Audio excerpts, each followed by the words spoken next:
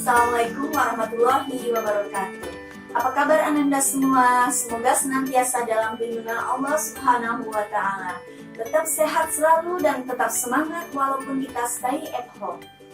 Untuk Ananda kelas 7, perkenalkan dulu nama Miss Lulu Diani Ifadati yang nantinya akan mengajar Ananda materi ilmu pengetahuan sosial atau IPS selama setahun ke depan insya Allah. Untuk Ananda, materi pertama kita akan masuk ke tenaga pembentuk permukaan bumi.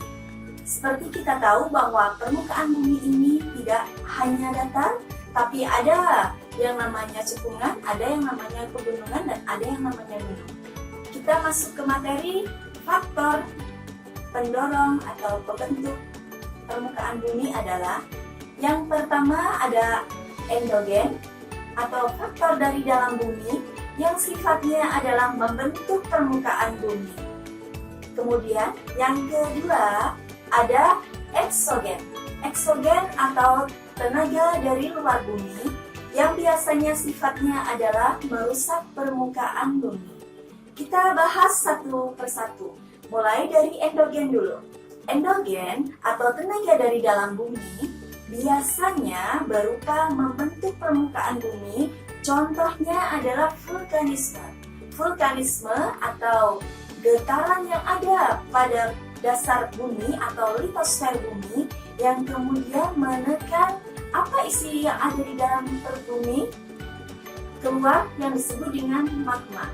Contohnya adalah letusan gunung berapi.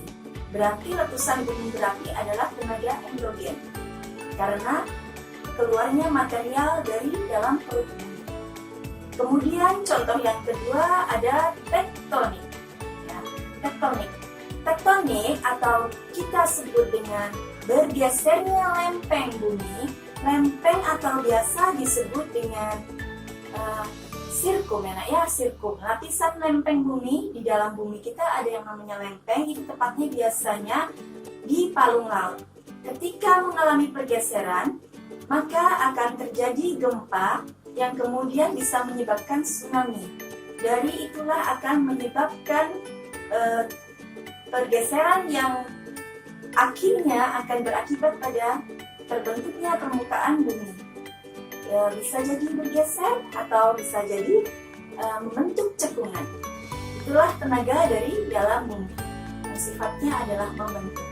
Kemudian sekarang tenaga eksogen. Tenaga eksogen atau tenaga dari luar bumi. Kalau tenaga dari luar bumi sifatnya bukan terjadi karena gempa. Gempa, ingat ya? Gempa adalah bergesernya atau biasa disebut pergeseran dari getaran bumi, itu namanya gempa. Tapi kalau endogen biasanya faktornya dari luar. Contoh tenaga endogen adalah yang pertama ada erosi, kemudian pelapukan, kemudian ada abrasi. Kita mulai dari pelapukan. Pelapukan atau biasa disebut dengan sedimentasi. Pelapukan atau sedimentasi biasanya ini terjadi karena batuan yang sifatnya besar ini kemudian melebur atau bisa jadi mengecil seperti debu lewat bantuan air atau angin. Pelapukan ini biasanya terjadi di daerah sekitar kita contohkan adalah gurun pasir. Ini terjadinya pelapukan sehingga permukaan bumi akan yang Anda tahu ya, membentang luas tapi bergelombang. Itu pelapukan. Kemudian ada erosi. Erosi ini yaitu erosi keluarnya atau lapisan yang besar-besar ini, barang-barang yang besar ini akan turun ke bawah, kemudian terbawa oleh arus yang nantinya akan membuat daerah yang di sekitar di bawah ini tercemar. Contoh erosi adalah banjir. Kemudian yang ketiga kita ambil contoh abrasi.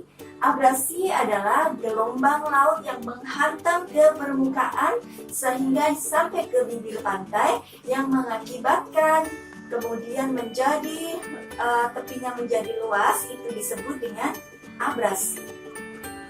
Dari sini bisa kita ambil kesimpulan bahwa dua tenaga pembentuk lapisan bumi, yang pertama ada endogen, yang kedua ada eksogen.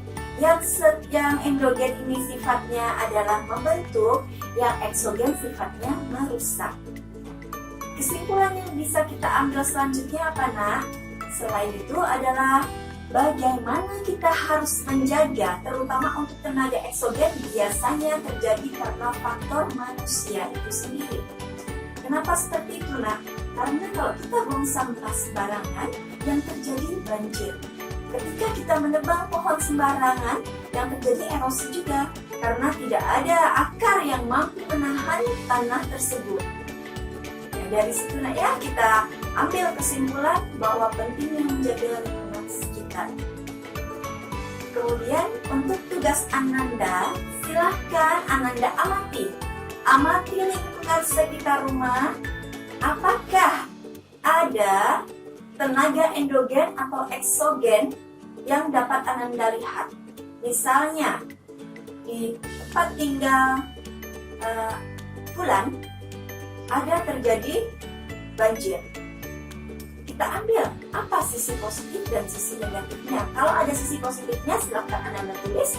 Kalau ada sisi negatifnya silahkan Anda tulis.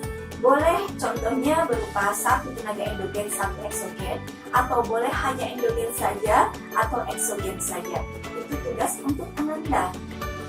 Kemudian kalau bisa Ananda teknik atau ambil foto dari tugas itu. Misalnya, oh ini ada banjir, boleh diambil fotonya atau jadi banjir. Tapi kalau tidak ada, tidak mengapa. Semoga dari materi ini Ananda bisa mengambil manfaatnya, dan semoga Ananda cukup paham dengan materi yang ini. Miss akhiri, bila ada salah, mohon maaf yang sebesar-besarnya. Billahi taufiq wal hidayah. Assalamualaikum warahmatullahi wabarakatuh.